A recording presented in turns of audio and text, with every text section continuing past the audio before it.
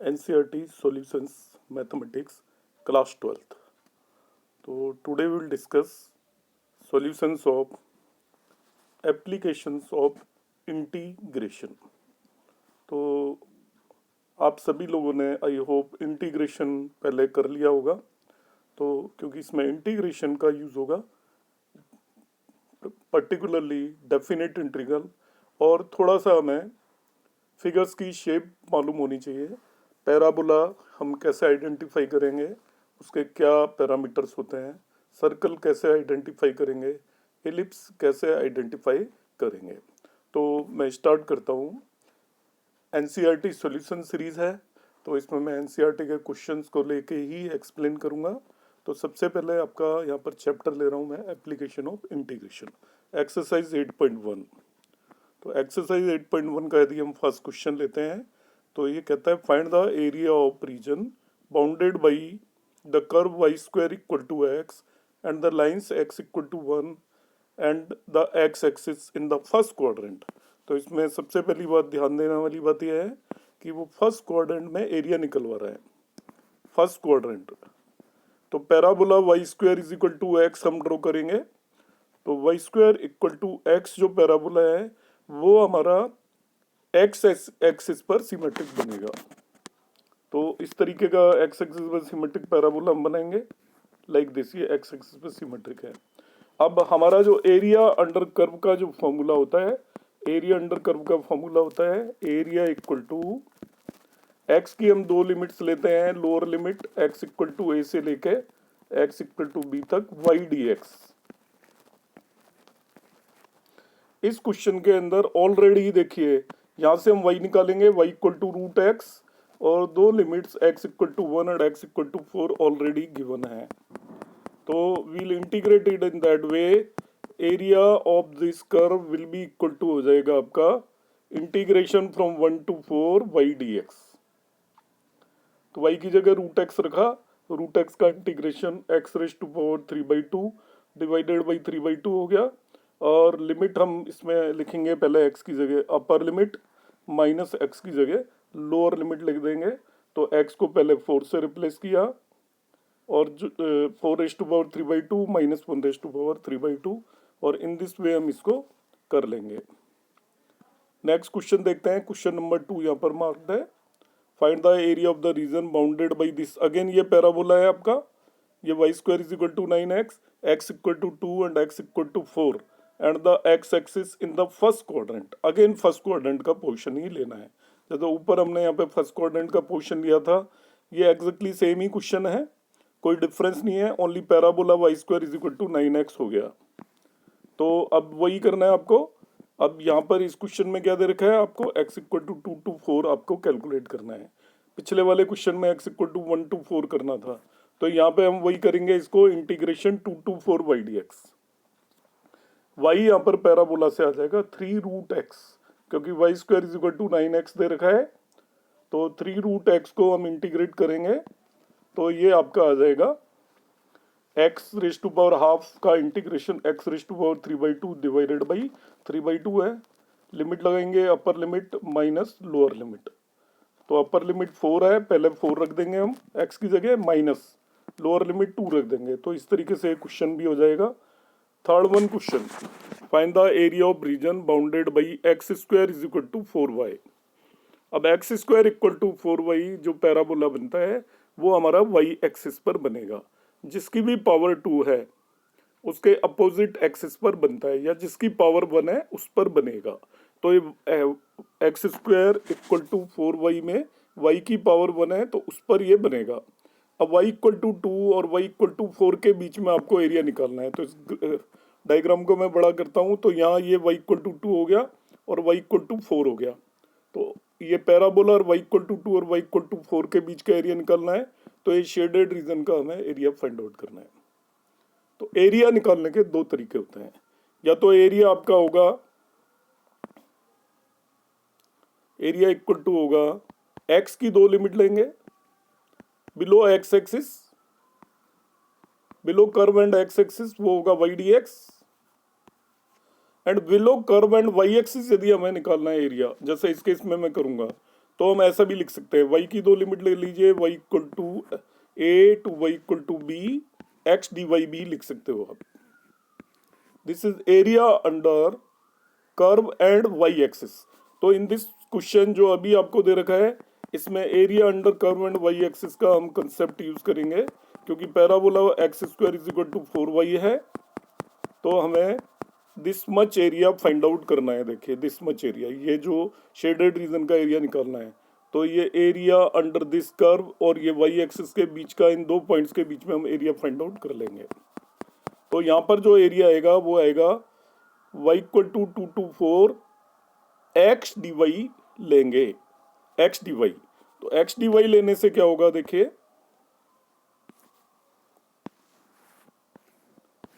Y d x और x d y कुछ भी ले सकते हो। एक्स अब कर्व से निकालेंगे, तो कर्व में x square is equal to 4y दे रखा है, तो एक्स की जगह 2 रूट वाई आ जाएगा। तो 2 रूट वाई लिख दिया हमने, एक्स की जगह 2 रूट वाई। अब इसको इंटीग्रेट कर दीजिए, रूट वाई का integration y raise to power 3/2 divided by 3/2 हो जाएगा। फिर वही upper limit minus lower limit लगा देंगे। तो ऑलवेज हम एरिया या तो फाइंड आउट करेंगे x equal to a to x equal to b y d x, और y equal to a to y equal to b x d y. वो depend करेगा एरिया अंडर कर्व और x axis निकालना है या area under curve और y axis find out करना है।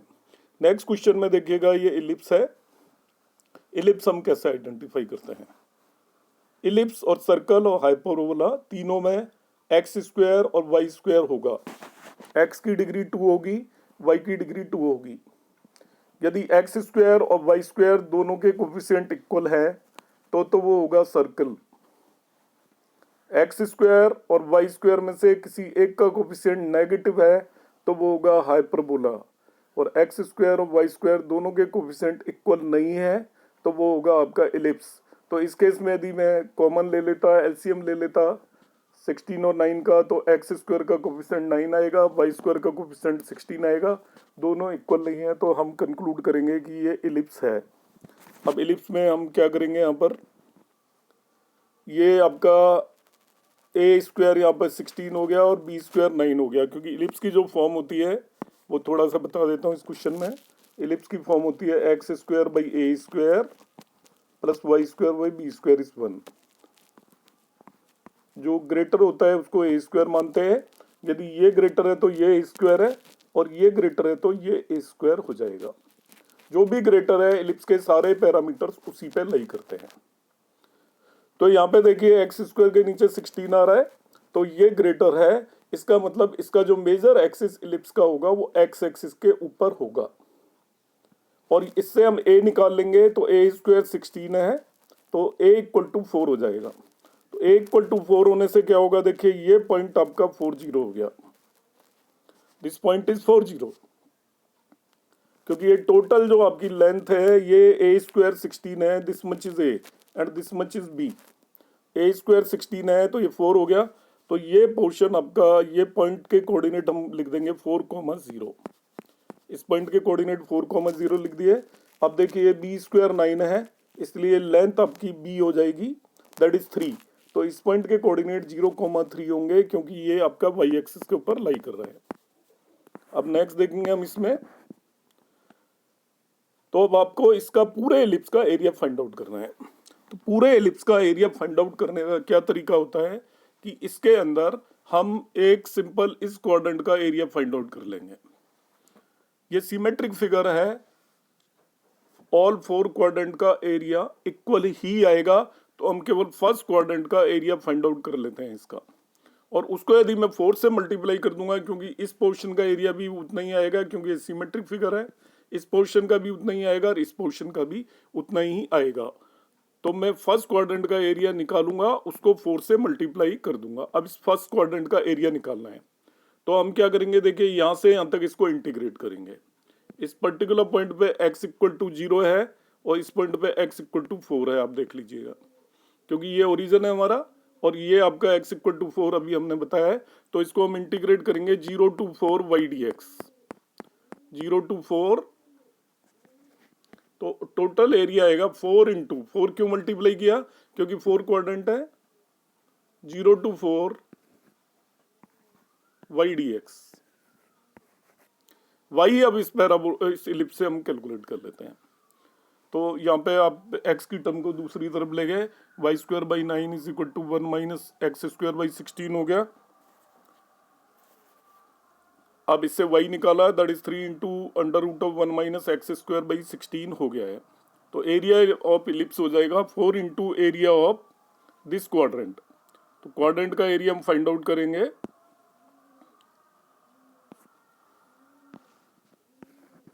तो ये हो गया हमारा 0 to 4 y d x. Y की जो वैल्यू प्लेस की थी वो यहाँ पर रख दी है, 16 एलसीएम ले लिया है, तो ये रूट 16 माइनस एक्स स्क्वायर हो जाएगा। This is under root of a square minus x square form. अब under root of a square minus x square का इंटीग्रेशन हमें याद होना चाहिए। तो under root of a square minus x square का इंटीग्रेशन होता है x by two under root of a square minus x square plus a square by two sine inverse x by a. ये formula है x by two under root of a square minus x square. तो यहाँ पे मैंने लिखा x by two under root of a square minus x square, इसको as it is लिख दिया, plus a square by two sine inverse x by a. तो ये फॉर्मूला लगा दिया है because this is a square minus x square form. तो a square minus x square का इंटीग्रेशन लिखा मैंने x by two under root of a square minus x square plus a square by two sine inverse x by a. यहाँ पे ए 4 है, ध्यान रखना। अब इस पर लिमिट लगाऊंगा 0 to 4। तो 0 to 4 लिमिट लगाई मैंने, पहले 4 रखा, तो 4 रखने पे ये आपका यहाँ पे इसमें x की जगह 4 रख दिया, एक्स स्क्वायर की जगह 4 रख दिया। तो ऐसा करने पर ये आपका 16 माइनस 16 हो गया। यहाँ पर 8 साइन इनवर्स 1 हो जाएगा ये x की जगह 4 रखने पर।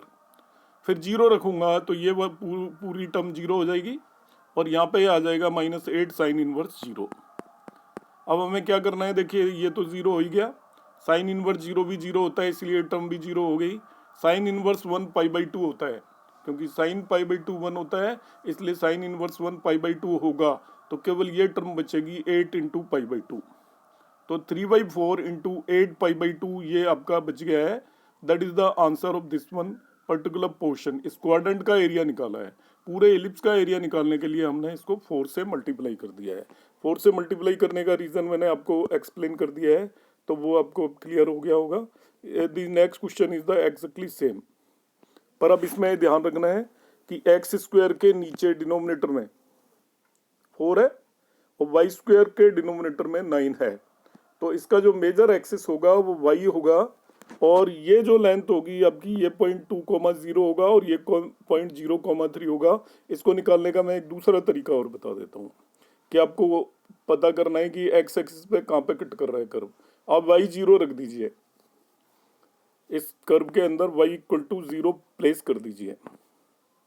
एक्स एक्सिस को कहाँ पे कट कर रहा है ये मालूम करना है आपको, एलिप्स का भी आइडिया नहीं लग रहा। तो y 0 पुट कर देंगे तो एक्स स्क्वायर बाई 4 1 आ जाएगा, x इक्वल टू आएगा प्लस माइनस 2। तो प्लस 2 यहाँ पे होगा और माइनस 2 यहाँ पे होगा। यह एक्स एक्सिस को कट करेगा +2, 0 पर और 0, -2, 0 पर। ऐसे ही y एक्सिस को कहाँ पे कट कर रहा है ये मालूम करना है, तो x को 0 पुट कर दीजिए। x को 0 पुट करेंगे तो वाई स्क्वायर बाई 9 1 हो जाएगा, तो y equal two plus minus 3 आएगा। तो y एक्सिस को 0, 3 और यहाँ पे 0, -3 पे कट करने वाला है। अब आपको इस केस में एरिया निकालना है। तो ये क्वेश्चन बिल्कुल प्रीवियस क्वेश्चन से रिजेंबल करता है, एग्जैक्टली सेम है। यहाँ पे भी हम इसको इतने पोर्शन का एरिया निकालेंगे, उसको 4 से मल्टीप्लाई कर देंगे। इतने पोर्शन का एरिया निकालने के लिए लिमिट कौन सी यूज करेंगे, ये ओरिजिन है और ये x इक्वल टू 2 है। तो इसको हम इंटीग्रेट करेंगे from 0 to 2 y dx। y हमने यहाँ से कैलकुलेट कर लिया एलिप्स से, ये आपका 3 into under root of 1 minus x square by 4 आ गया। रख दीजिए यहाँ पे y dx हम कैलकुलेट कर रहे हैं, देखिए y की वैल्यू प्लेस की, यहाँ पे under root of 4 minus x square आया, फिर ये a square minus x square form है। इसका इंटीग्रेशन होगा x by 2 under root of 4 minus x square plus a square by 2 sine inverse x by a, sine inverse x by a. Ellipse के सभी क्वेश्चनों में ये फॉर्मूला आएगा, तो आप सबको ये फॉर्मूला आना चाहिए। ये फॉर्मूला मैं यहाँ पे फिर से मेंशन कर देता हूँ जो इसमें डेफिनेट इंटीग्रल में यूज होने वाला है। Under root of a square minus x square जब भी दे रखा हो, इसका इंटीग्रेशन होता है x by 2 into under root of a square minus x square plus a square by 2 sine inverse x by a. तो ये फॉर्मूला हम यूज करेंगे। तो यहाँ पे भी ये फॉर्मूला हमने यूज कर लिया। अब आगे देखते हैं। तो इंटीग्रेट हमने किया यूजिंग दैट फॉर्मूला। इस पे आप अपर लिमिट माइनस लोअर लिमिट लगा देंगे। तो पहले x की जगह 2 पुट किया और फिर x की जगह 0 पुट करेंगे, तो ये सारी टर्म 0 आएंगी। यहाँ पे जब मैं x की जगह 2 पुट करूंगा तो ये आएगा साइन इनवर्स 1, जिसको पाई बाई 2 लिख देंगे। तो ये आएगा 4/2 इंटू पाई बाई 2। इस तरीके से ये आपका ओनली पाई बच जाएगा। तो 3/2 आउटसाइड है और पाई से मल्टीप्लाई होगा, 3π/2 हो गया आपका एक क्वाड्रेंट का एरिया। टोटल एलिप्स का एरिया निकालने के लिए उसको हम 4 से मल्टीप्लाई कर देंगे। नेक्स्ट आता है आपका question number 6। Find the area of the region in the first quadrant enclosed by x axis line x equal to √3y and the circle x square plus y square equal to 4। तो इस particular question को करने के लिए सबसे पहले मैं ये वाला सर्कल बनाऊंगा। ये सर्कल है जिसका सेंटर 0 0 है और रेडियस 2 है। Centre is 0 0 and radius 2। X square plus y square equal to a square circle given हो तो उसका सेंटर 0 0 होता है और रेडियस 2 होती है। तो सेंटर मैंने 0 0 लिया इसका और रेडियस 2 ली है, तो ये पॉइंट 2, 0 हो जाएगा। ये लाइन मैंने x इक्वल टू √3y यहाँ पर बना दी है, x इक्वल टू √3y। अब हमें क्या करना है, सबसे पहला काम करना है इस लाइन और सर्किल का point of intersection find out करना है। लाइन एंड सर्किल का पॉइंट ऑफ इंटरसेक्शन सबसे पहले हम फाइंड आउट करेंगे। तो लाइन और सर्किल का पॉइंट ऑफ इंटरसेक्शन निकालने का तरीका क्या होगा, इस सर्किल के अंदर हम x की जगह √3y प्लेस पुट कर देंगे, या y की जगह आप x बाई √3 पुट कर देंगे। यहाँ पर x की जगह √3y प्लेस करेंगे तो ये आ जाएगा 3y square plus y square is equal to 4, 4y square is equal to 4, तो y स्क्वायर इक्वल टू 1 आएगा। तो y की वैल्यू हम यहाँ +1 ले लेंगे, -1 नहीं लेंगे क्योंकि इस साइड आपको ग्राफ से पता चल रहा है यहाँ पर -1 पॉइंट नहीं हो सकता। तो y इक्वल की वैल्यू हमने +1 ले ली। y की वैल्यू को वापस से इसी में रख देंगे तो x इक्वल टू √3 आ जाएगा। तो ये पॉइंट ऑफ इंटरसेक्शन √3, 1 हो गया। अब इस क्वेश्चन को थोड़ा केयरफुली करने की जरूरत है। ये जो शेडेड रीजन है इसको ध्यान से देख लीजिए। यहां से परपेंडिकुलर ड्रॉ कर दिया है, यहां से यहां तक। अब ये वाला जो पोजीशन है दिस साइड, इस लाइन के जो ये परपेंडिकुलर ड्रॉ किया हुआ है, इस लाइन के दो साइड में पोजीशन है, एक ये है एक ये है। ये दोनों पोजीशन अलग अलग कर्व के नीचे आ रहे हैं। देखिए ये वाला जो ट्राइंगल बन रहा है ये स्ट्रेट लाइन के नीचे आ रहा है। This triangle is below straight line. जो ये ट्राइंगल मार्क है यहाँ पर OAC, और एक पोर्शन है CAB, दिस वन पोर्शन, ये आपका ओनली सर्कल के नीचे है। तो हमें इस शेडेड रीजन का एरिया फाइंड आउट करना है एज पर क्वेश्चन। तो इस शेडेड रीजन का एरिया निकालने के लिए हम इस ट्राइंगल का एरिया फाइंड आउट करेंगे और हम इस रीजन का एरिया फाइंड आउट करेंगे। अब हम क्या स्ट्रेटेजी लेंगे, इस ट्राइंगल का एरिया तो हम स्ट्रेट लाइन के नीचे का एरिया फाइंड आउट करेंगे between this and this point. इस पॉइंट का x कोऑर्डिनेट √3 है C का, इस पॉइंट का x कोऑर्डिनेट 0 है और B पॉइंट का x कोऑर्डिनेट 2 है। हमें केवल x कोऑर्डिनेट की ही रिक्वायरमेंट है। तो इस पॉइंट का x कोऑर्डिनेट 0, इस पॉइंट का x कोऑर्डिनेट √3, इस पॉइंट का x कोऑर्डिनेट 2 है। तो 0 से √3 तक हम स्ट्रेट लाइन के नीचे का एरिया फाइंड आउट करेंगे और √3 से 2 तक हम सर्किल के नीचे का एरिया फाइंड आउट करेंगे। तो होगा वही y dx निकालेंगे हम, 0 to √3 y dx from straight line. तो स्ट्रेट लाइन से देखिए x बाई √3 आएगा y। तो यहाँ पे क्या हुआ है देखिए, या एरिया ऑफ ट्राइंगल से भी आप कैलकुलेट कर सकते हो। हाफ बेस इंटू हाइट से भी निकल जाएगा ओ ए सी का एरिया, बिकॉज ओ सी √3 है हमें मालूम है, और ए सी 1 है तो उससे भी आप कैलकुलेट कर सकते हो। ओ सी √3 है और ए सी इक्वल टू 1 है, तो ट्राइंगल ओ ए सी का एरिया तो इस तरीके से सीधा ही निकल गया। अब हमें ट्राइंगल का एरिया कैलकुलेट करना है इस पोर्शन का, सी ए बी का। तो सी ए बी में सर्किल को हम इंटीग्रेट करेंगे इस पॉइंट से इस पॉइंट तक। इस पॉइंट का एक्स कोऑर्डिनेट √3 है, इस पॉइंट का एक्स कोऑर्डिनेट 2 है, तो √3 से 2 तक हम सर्किल को इंटीग्रेट करेंगे। तो देखिए हमने यहाँ पे लिखा √3 to 2 y dx। y कहाँ से निकालना है? सर्कल से। तो सर्कल से y आप कैलकुलेट करोगे तो √4 - x² आ जाएगा। इससे हम y कैलकुलेट करेंगे तो ये आ जाएगा √4 - x²। तो यहाँ पर हमने इसको लिख दिया √3 to 2 √4 - x² dx।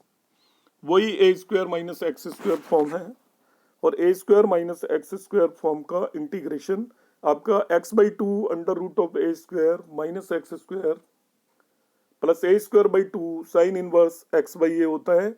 तो उस फॉर्मूले को लगा के हमने इसको इंटीग्रेट किया है। अब लिमिट लगाएंगे √3 to √2, केयरफुली लिमिट लगानी है। पहले आप इसको x की जगह आप 2 पुट कर दोगे तो ये पोर्शन 0 हो जाएगा बेसिकली। इसमें x की जगह 2 पुट करेंगे तो ये आपका साइन इनवर्स 1 आएगा, जिसको हम 1 लिख देंगे। फिर इसको 0 रखेंगे तो ये 0 हो गया, और यहाँ 0 रखेंगे तो ये आपका ये भी 0 ही हो जाएगा। तो हम √3 रखेंगे, सॉरी मैं 0 गलत बोल गया हूँ, दूसरे केस में √3 लिमिट रखेंगे। तो यहाँ पे √3/2 और √4 - 3 हो जाएगा जो यहाँ लिखा हुआ है। फिर 4/2 साइन इनवर्स √3/2 हो जाएगा। साइन इनवर्स √3/2 π/3 होता है 60 डिग्रीज। तो साइन इनवर्स √3/2 को π/3 रख दिया है। यहाँ पर ये √3/2 आया, ये पाई आया है, जो भी आएगा that would be your answer, और in this way you can verify it. तो आज का क्लास में यहीं पे एंड करता हूँ। Remaining question I will take in the next class. Thank you.